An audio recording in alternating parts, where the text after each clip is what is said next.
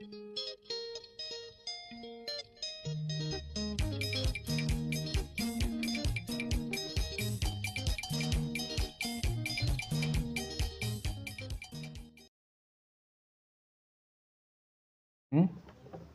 mimi I'm telling you for free.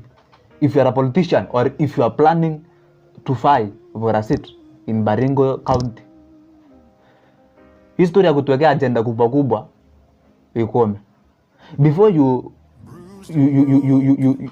come with your big agenda, look at the small ones.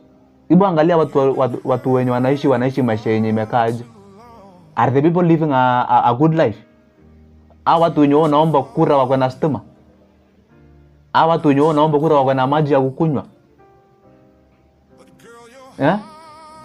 Hizi watu unadanganya watu na 200, 300, 300 hatupate kura uende. And this is the problem that we have in Baringo County. You people prefer getting money than getting something permanent. And that is the truth. You can talk to the nearest bank. Wewe unafadhilisha upewe 500 saa hii. Wende ukambo siku 2 ishe. Ama ukule nyumbani siku 2 ishe. Na huyu jamaa 500 hawezi muone. Akikuja tu ni atakuja mchango ya rafiki yake yenye iko village, atakuja mchango ya kanisa na ataenda. Barabara hii imechimbwa vizuri. Cattle dip inafanya.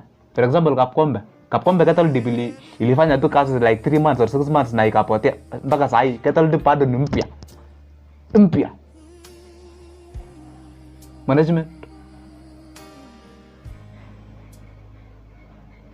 Akwakta neno? Nyinyi viongozi nyinyi. Ngoja.